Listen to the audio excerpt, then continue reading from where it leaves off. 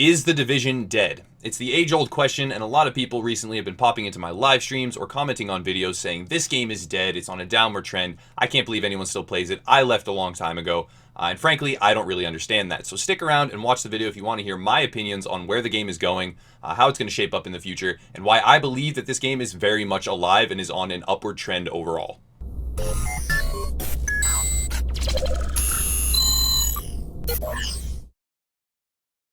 So let's examine that statement. The game is dead, why do people still play?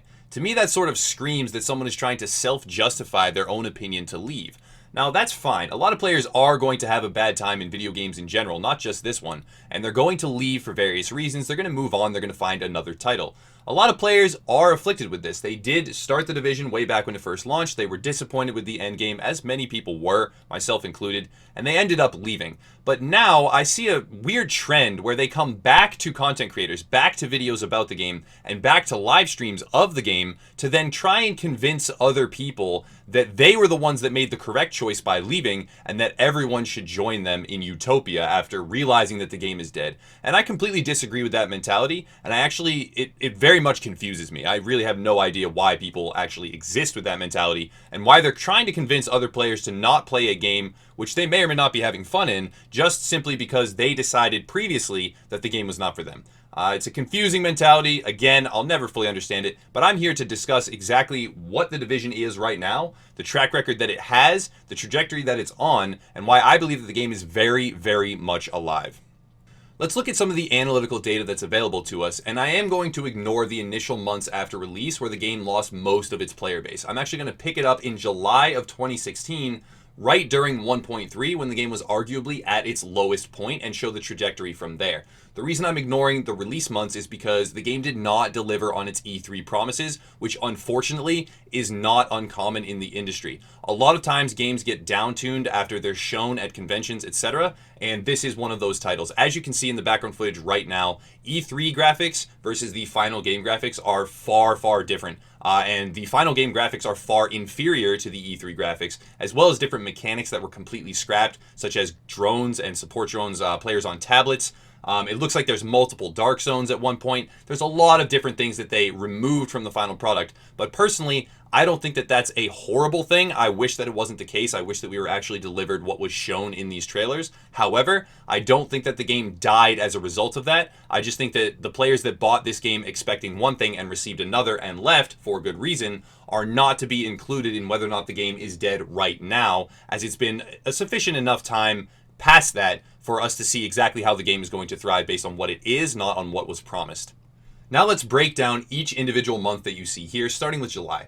As you can see, average players is 5,481, and this is right during the one-shot shotgun 1.3 meta, which was arguably the lowest point in the game's history. July was an uneventful month. It was just a downtrend of everybody picking up this build, everybody being miserable, and that's really when we saw the trend of this game is dead, quote unquote, why is anyone still playing it, really start to take shape, and a lot of people, begin to perpetuate that mentality. Moving on after that, we have August of 2016. During August, you can see that it's another uneventful month of a toxic metagame. You can see the numbers are 2846, which is extremely low, and a tremendous hit from the previous month. Again, this is right during the core time when everyone can say that the game was at its lowest point. It was on a horrible trajectory, and the numbers do reflect that. So August was another uneventful time when the game took a hit. Moving on to September, we have a very interesting development in the core premise of how the Division will shape the future of itself. We have the Elite Task Force being formed. I was privileged enough to attend the Elite Task Force in Malmo, Sweden, to help with the development of the game, along with many other individuals who had great feedback, and that was something designed by Massive to help stem and staunch the flow of blood, the bleeding of the game, the bleeding of the player base as people were leaving, and to try and turn this trajectory around. And I believe it was a phenomenal success. Now, in Sweden, during September, the early weeks of September, I was part of the initiative to reform the game, to reformat the balancing, and what we had was patch 1.4, the implementation of new scaling, the implementation of new balancing in general to make the PvE experience better, to implement world tiers, to make the gearing process better, and overall to retune the core structure of the game to make it a success, to make it work, to make it function in the right way. And what we can see as a result of that is where the real benefit and the real, positive light at the end of the tunnel starts to come from. So September was the formation of the Elite Task Force, which is an ongoing initiative that Massive, conceived and conceptualized to bring life back into the division. Moving on to October of 2016, we see the implementation of patch 1.4 that was developed by the Elite Task Force. And it is a dramatic increase over September 2016 as the metagame changed, as the balancing changed, as the granularity and the new world tiers were added, as the gearing process became easier, and overall as the game took an upward step, a step in the right direction towards being a better title. October from September is a dramatic increase. We see 3,194 in October average players, as opposed to September being the all-time low of 1,972. Now, October is basically just a rebalance of the core game as devised by Massive and the Elite Task Force. And again, that's an ongoing initiative that we are going to talk about more in just a couple minutes here. But that was without the release of new content. Moving on up to November of 2016, we have a really packed month in the division's history. Now, the release of the Survival DLC took place during this month on the 22nd, but only for the Xbox One and PC. During November of 2016, only those two platforms received the Survival DLC because of an 9 marketing agreement between Xbox One and Ubisoft or whoever was involved, where PS4 players and the PS4 console would receive any major DLCs a month after Xbox players. Now, during the month of November, there was a lot going on because of this agreement. Now, what follows is a lot of speculation, okay? I don't have any concrete sources for this, but I can just put two and two together, looking at the trajectory of the game, looking at exactly what happened and the timing of what happened, and I would like to highlight that here. During November, we had a PTS that was extremely rushed, a public test server where players got into the game and experienced things that was extremely rushed because they had to incorporate launching the DLC during November on the 22nd before the 25th, so that then a month later, all the console platforms would have the game before the holidays so they could get their Christmas sales going. To me, this just screams of a cash grab, bloated corporate bullshit marketing technique, but again, I don't have any concrete sources for that. All I know is that the PTS was rushed in November. The content came out early on the 22nd to incorporate a month-long waiting period before the PS4 platform could receive it, and then they had it directly before Christmas in December, even though the content wasn't quite ready. Now, it's also important to know that the Survival DLC did have some really good content. That's why we see a dramatic upswing in November in the amount of players in the average player base. 6,750 is much higher than 3,194 previously, but it was rushed content, and that is a direct result of the marketing agreement where one platform would get it a month before the other.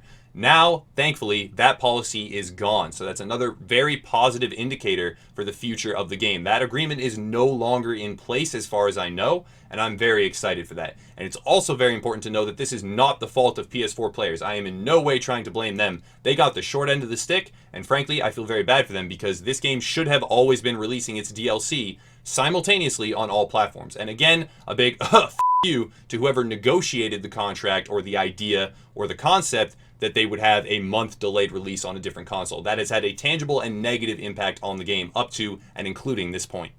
Moving on to December 2016, we see a dramatic increase yet again in the average players, up to 14,027. This is a huge increase, and that's due to a variety of reasons. Number one, the PS4 players got access to the Survival DLC. Number two, it was the holiday season, and a lot of copies of the game were purchased as gifts. And number three, more people were becoming aware that there was new endgame activities, there were new things that you could do, and there was new balancing. The game was on a positive trajectory now, and more people were becoming aware of that fact. So December 2016 sees a dramatic increase yet again, and a huge, exponential increase from the lows during July, August, and September of patch 1.3.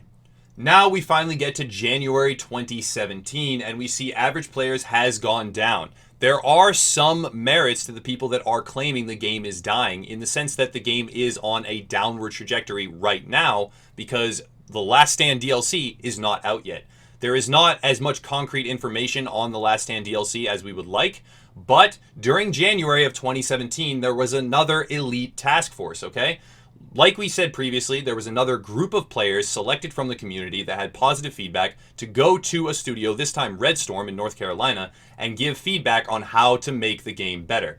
Now let's look at the last time we had an Elite Task Force in September. We can see a dramatic increase for a 3-month period after that as the content went on an upward trend with both the release of better balancing and the release of DLC.